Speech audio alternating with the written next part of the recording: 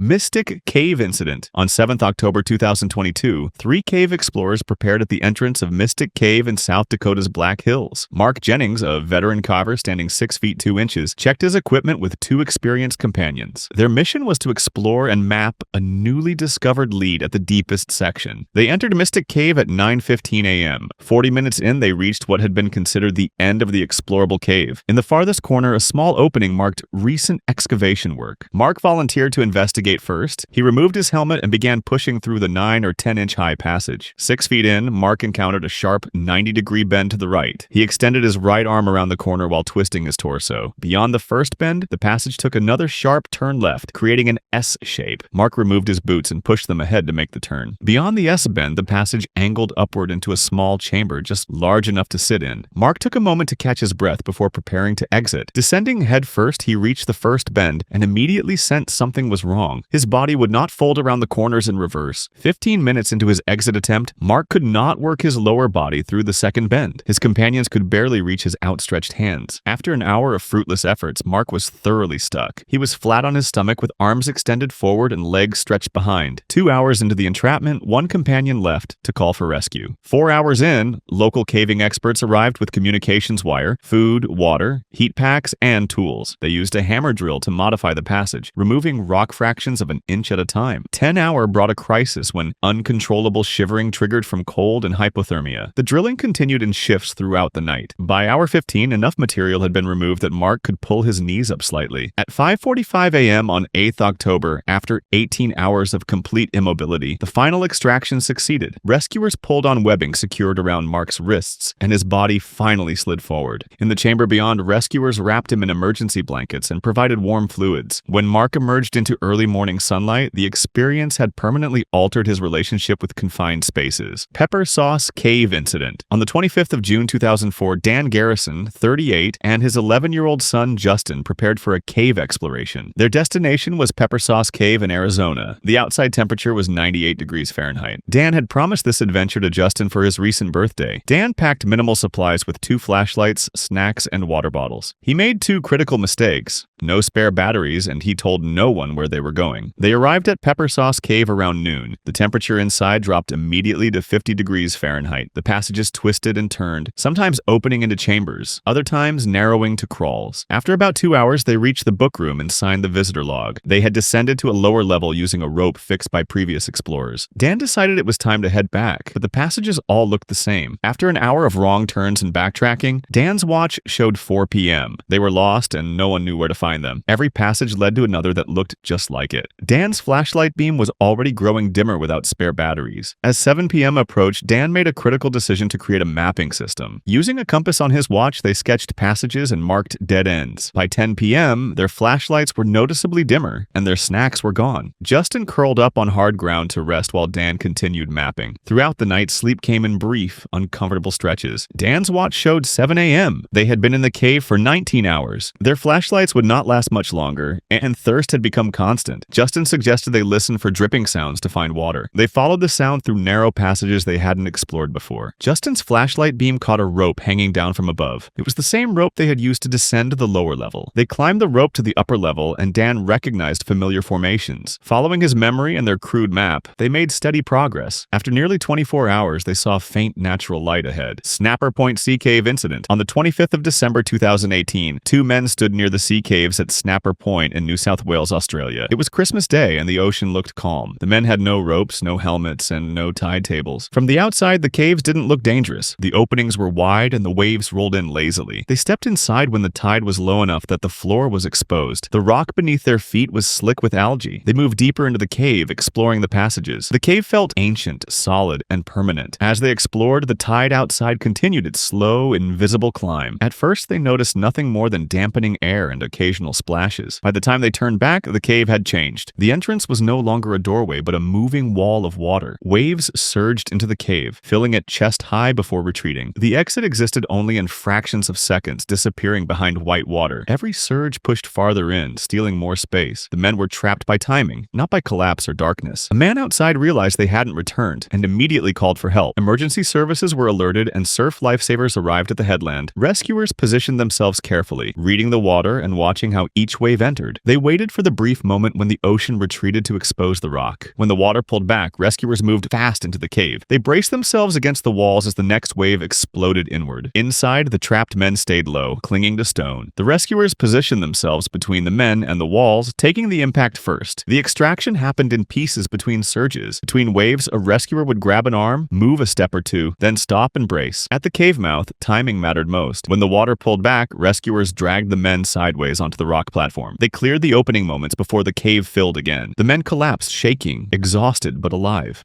Troxel Cave Incident. In 2009, Stephen Troxel, 21, stood with his friends Brandon, 26, and Brooke, 21, at Sloan's Valley Cave System in Kentucky. It was 9 days before Christmas during winter break. Stephen told his mother he would be back before dinner. None of them had formal caving experience or training, but Stephen and Brandon had been in this cave once before. They entered through the greenhouse entrance around midday. They wore tennis shoes, not sturdy boots. Stephen carried a lantern in one hand. They had no helmets, no hands-free lights, no gloves, and no proper gear. The three friends moved deeper into the system, following the same route from their previous visit. They penetrated 3/4 of a mile into the cave, approximately 4,000 feet from the entrance. Then they encountered a pit, a vertical drop approximately 30 feet deep. Stephen decided to free climb down the pit with no ropes, harness, or safety equipment. It was approximately 2 p.m. He began his descent with the lantern occupying one hand. The tennis shoes provided minimal friction against the rock. During the descent, something went wrong. A handhold crumbled or a foothold slipped. Suddenly, he was falling. Stephen's body slammed into the wall violently as he continued to free fall. He landed headfirst in a small puddle of water, only inches deep. His head struck the rock floor beneath it with devastating force. The impact caused blunt force trauma, and he died instantly. Brandon and Brooke were trapped at the top of the pit, unable to reach him. They navigated 3/4 of a mile back through the cave. They emerged from the greenhouse entrance around 3 p.m., approximately 1 hour after Stephen's fall. They called 911 immediately. Emergency responders were dispatched to the cave system. The two survivors initially refused to go back into the cave. Rescue teams had to search through the passages for hours. Outside, the Troxel family gathered in the cold December night, waiting. The rescue crews finally located Stephen at the bottom of the pit where he had fallen. At approximately 10:30 p.m.,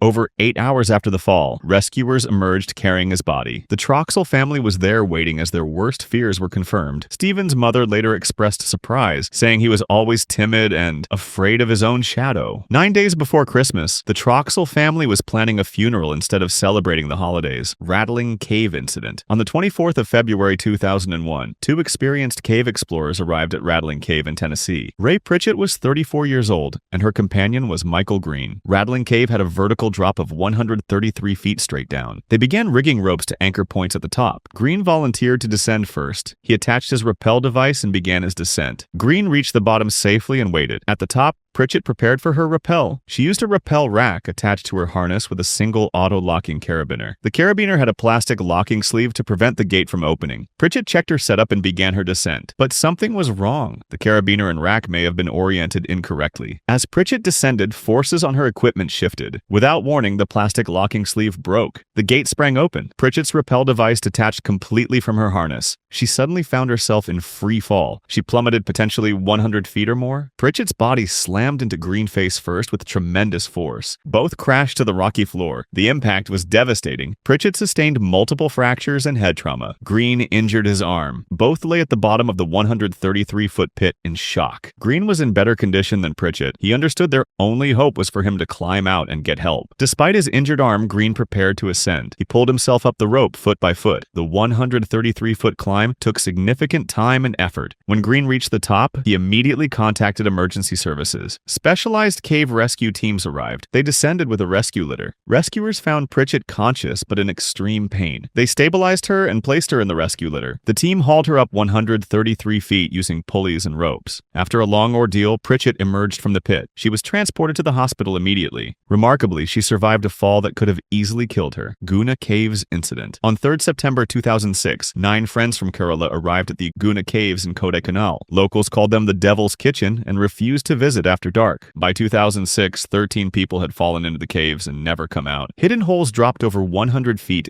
straight down into darkness. The 9 friends called themselves the Manjirul Boys. Saju David was 26 and the leader. Subhash Chandran was 19 and the youngest. They saw a broken fence and a warning sign in Tamil they couldn't read, so they went in. While exploring, they suddenly realized Subhash had vanished. Where he had been standing was a hole about 3 feet across. They shined phone lights into it but saw only blackness. Police arrived hours later with fire department officials. Then they heard a faint cry from deep below. Subhash was alive. He had fallen, but his belt caught on a rock edge, stopping his fall. Officials estimated he'd fallen at least 120 feet down. The officer told David that rescue attempts always failed here. Firemen tried from the surface, but Subhash had lost consciousness. David decided he would go in himself. Police protested, but David was determined. At 4 p.m., David tied a rope around his waist and descended. The hole was barely wide enough with slick, moss-covered walls. At 60 feet down, hundreds of disturbed bats forced him to turn off his flashlight. The first rope ran out, so friends tied another. At 120 feet down, David's flashlight found Subhash on a narrow ledge. His body was twisted and bloody but breathing. David tied the rope around Subhash's torso. The ascent took another hour with rope scraping against rocks. At one point, they got stuck, but David freed it. When they emerged 6 hours after the fall, a cheer went up. Subhash was rushed to the hospital unconscious but alive. David collapsed with shredded hands. Subhash became the first person in history to fall into Guna caves and survive. In 2008, Saju David received India's Civilian Award for bravery.